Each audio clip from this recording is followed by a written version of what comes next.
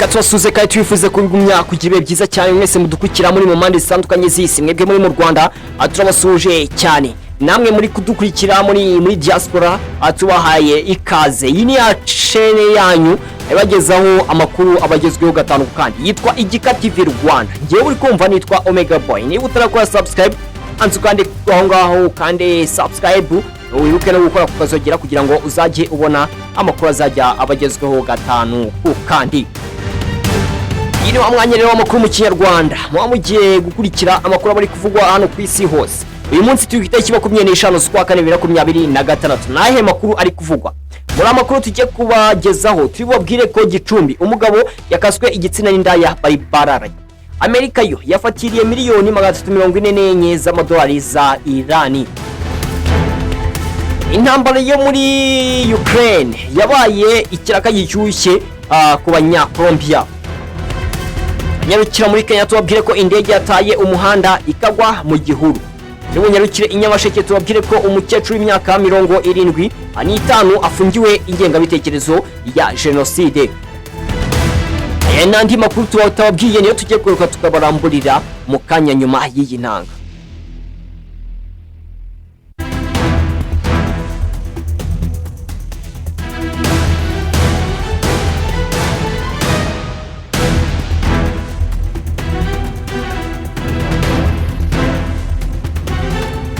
Uko twababwiye tugitangira umugabo mu karere ka Gicumbi yakomerekejwe igitsina ubwo bashyamiranaga ku mafaranga y'ubwishyu nyuma yo gukora imibonano mpuzabitsina akabura ayo kumwishyura. Abaturage bamenye aya makuru bwa mbere batuye hano hafi byabereye bavuze ko uwo mugabo yaguze indaya bemeranya amafaranga 5,000 bamaze akwishimisha ngo uyu mugabo yabuze ubwishyu ubushyamirane buvuka ubwo ngubwo. TV1 yatangaje ko ibi byabaye mu ijoro ryo kwitariki ya 17 Mata 2026. Uyu mugabo ari kuvurirwa ku bitaro bya Byumba. We ntiyemera ko yabuze ubwishyu, yavuze ko yari afite 40,000 by'amafaranga y'u Rwanda ariko ngo yumvikanye n'uwo mukobwa amafaranga 5,000.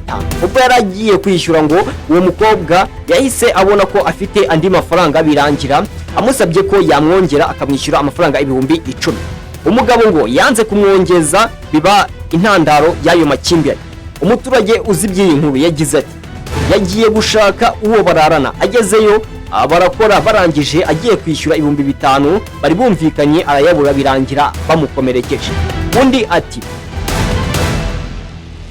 bambwira ko mugenzi wanjye bamukase igitsina kandi wakoze ibyo bintu namusabiye igihano. Abandi baturage banenze uyu mugabo kuko ngo yarasanzwe yubatse kandi afite n'umwana w'umukobwa mukuru. Ati amakosa afite umugabo kubera ko mbere yo kujya kumukata igitsina cye ayo masaha y'ijoro yari kuba yatashye agasanga umugore we n'abana. Umuvugizi wa polisi mu ntara y'Amajyaruguru IP Inyanse ngira abakunzi yavuze ko iperereza rikomeje kuri iki kibazo. Ati ayo makuru twayamenye ndetse ukekwaho icyaha arafatwa ajyanwa kuri station ya polisi ya Byumba. Niho inzego zibishinzwe ziri gukorera iperereza kugira ngo abarebe impamvu yabikoze n'uwabikoze kugira ngo n'uwakozewe icyo cyaha yajyanywe ku bitaro.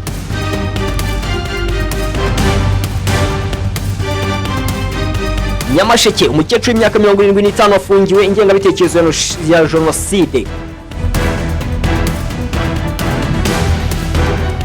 Mukarugema Francisca w'imyaka 75 mu mudugudu wa Butangata akagari ka Nyarusange umurenge wa Bushekeri akarere ka Nyamasheke afungiwe kuri station ya Ribu ya Ntendezi nyuma yo kugaragarwaho amagambo bikekwa ko arimo ingengabitekerezo ya genocide. Aho yabwiye niyo nsenga Samuel Rakotse ati ariko sinzi uko abacika cumu musigaye mwarigize.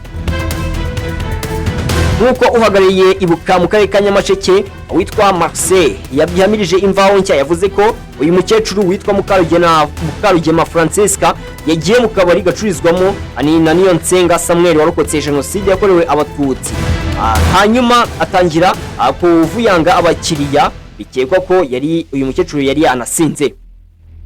Niyo nsenga yamusabye gusohoka umukecuru aranga ahubwo arushaho gusakuza ashaka kumusohora ku ngufu amubuza gukomeza gutera impagarara abakiriya be. Nibwo uyu mukecuru yabwiraga uyu mugabo ati ariko sinzi uko abacika cumu musigaye mwarigize. abari muri ako kabari bose bahise bakubitwa n'inkuba bahita batabaza inzego z'umutekano azita uyu mukecuru muri yombi. Amerika yo yafatiriye miliyoni 344 z'amadolari za Iran. Leta zunze ubumwe za Amerika zafatiriye umutungo wa Iran w'amafaranga ari mu buryo bw'ikoranabuhanga rya cryptocurrency angana na miliyoni 344 z'amadolari. Ni ukuvuga ko aya mafaranga arenga miliyoni 502 z'amafaranga, miliyari 502 z'amafaranga y'u Rwanda, nk'uburyo bwo gushyira igitutu kuri Tehran bakomeje gufunga inzira ya Hormuz. Minisiteri w'imari wa Amerika yabinyujije kuri X yatangaje ko bazakomeza kugabanya ubushobozi bwa Iran bwo gukorera cyangwa guhererekanya amafaranga mu buryo bwose. Yavuze ko kandi minisiteri ayoboye bikomeje gushyira ibihano kuri konti zifite aya mafaranga zifite aho zihuriye na Iran mu buryo bwo gukomeza guca intege Iran mu buryo bwose. Hormuz inyuzwamo ibikomoka kuri peteroli bingana 20% by'ibi akoreshwa ku isi yafunzwe mu ntangiriro za Werurwe 2026 ubwo Amerika na Israel byayigabagaho ibitero. Ni ibintu byatumye ibikomoka kuri peteroli bihenda. Muri Werurwe 2026 ibi akagunguru kageze ku madolari 120, bivuze ko kari munsi y'amadolari 70 mbere y'igi ntambara. Byagiye rero bihindagurika ku buryo ubu ngubu bigeze ku madolari 100 ku kagunguru kamwe.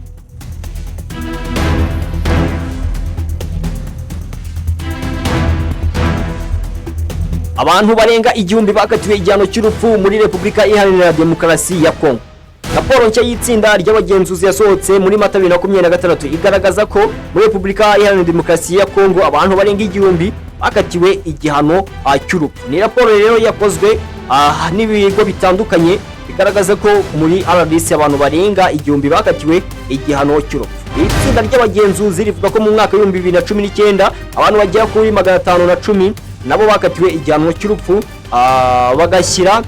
bigashyira RDC mu bihugu bifite umubare munini w'abakatiwe igihano cy'urupfu muri Afurika.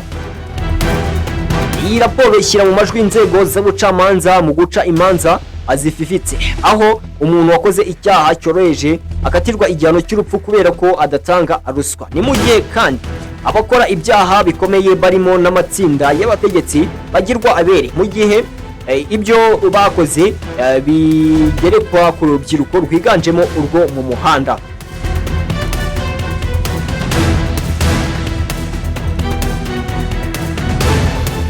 Tunyarukiye muri Kenya aho indege yataye umuhanda ikagwa mu gihuru. Ikigo gishinzwe iby'indege muri Kenya cyitwa KAA cyatangaje ko indege itwara abagenzi yanyereye ubwo yiteguraga kugwa ku kibuga cy'indege cya Mandera giherereye mu majyaruguru y'Iburengerazuba bw'iki gihugu, birangira iguye mu bihuru ariko nta muntu wigeze uhasiga ubuzima cyangwa se ngo akomere. Iki kigo cyatangaje ko iyi mpanuka yabaye ku itariki 24 Mata 2026 ubwo sosiyete y'indege ya EBBA yahagurukaga ku kibuga cy'indege cya Jomo Kenyatta saa 12 za mu gitondo itwaye abagenzi 32 ndetse n'abakoramo 4. Ubwo iyi ndege yiteguraga kugwa ku kibuga cy'indege cya Mandera saa 2 za mu gitondo yarenze umuhanda birangira iguye mu bihuru biri hafi y'icyo kibuga cy'indege. Mu mashusho yakwirakwije ku mbuga nkoranyambaga yerekana igice cy'inyuma cy'iyi ndege aricyo kiri kugaragara, ikindi gice cyose kiri mu bihuru.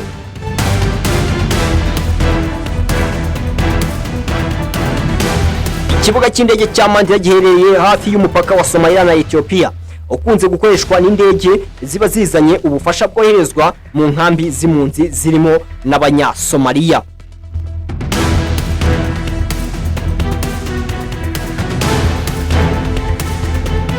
Intambara ya Ukraine yabaye ikiraka gishyushye ku Banya-Colombia bijyanye nuko intambara ya Ukraine imaze igihe kirekire ndetse iki gihugu kikaba cyaragiye agihura n'ibibazo byo kubona abene igihugu bahagije bajya ku rugamba. Iyi ntambara yabaye ikiraka gishyushye cy'abacancuro abava mu bihugu byinshi. Ubu ku rugamba cyane cyane mu bice intambara igeze mu mahina. Ubu wiyumvira ingabo nyinshi ziganira mu cyespanyol bitari uko aribo Abanyespanye bagiye kudagwanira Ukraine ahubwo abo mu gihugu yakolonije mu myaka 1550 cy'Abanya-Colombia. Abanya-Colombia benshi babonye intambara ya Ukraine nk'impari cyuke, ubu ngubu benshi bahanganye n'ingabo z'Uburusiya bijyanye n'umushahara uri hejuru bahabwa. Mu ntangiriro za 2026 habarurwaga Abanya-Colombia 7,000 bamaze kurwanira Ukraine kuva mu mwaka 2022. Aba bari muri bamwe bumvishe ubusabe bwa Vladimir Zelensky wasabaga ubufasha ubwo kubunganira ko bari bugarijwe. Bivugwa ko aba Banya-Colombia baganye inzira ijya kuri Ukraine ku bwinshi ndetse bajya i Kiev nayo ikabayishyurira ikiguzi cy'urugendo. Amasezerano y'amahoro ya Colombia yo mu 2016 nayo yatumye iki gihugu kigira abarwanyi benshi badafite icyo gukora.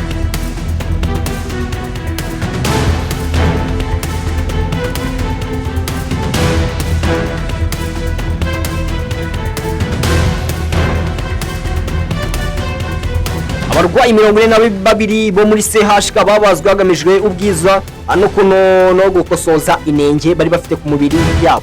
Ibitaro bya kaminuza ya Kigali byatangaje ko mu cyumweru kimwe abantu 42 babazwe hagamijwe gukosora inenge no kongera ubwiza, bigizwemo uruhare n'inzobere z'abaganga b'Abanyarwanda nabo mu muryango wa Operation Smile.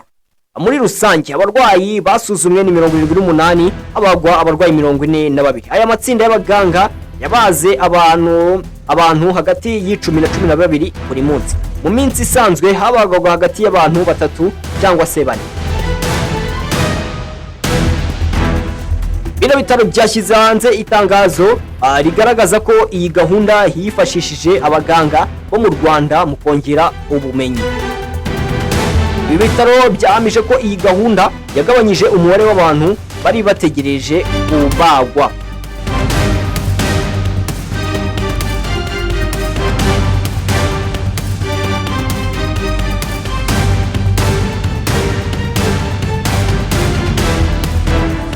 Reka tubashimire mwebwe mwadukurikiye kuva ku ntangiriro z'aya makuru kugeza ku musozo. Ngiye nitwa Mega Boy, yishe nitwa Igika TV Rwanda. Wibuke gukora subscribe kugira ngo tujye tubana umunsi ku wundi. Wibuke no gukora kukazogera, sharing kino kiganiro, aya makuru n'abandi bose bayamenye. Astra Vista, tubonane ubutaha.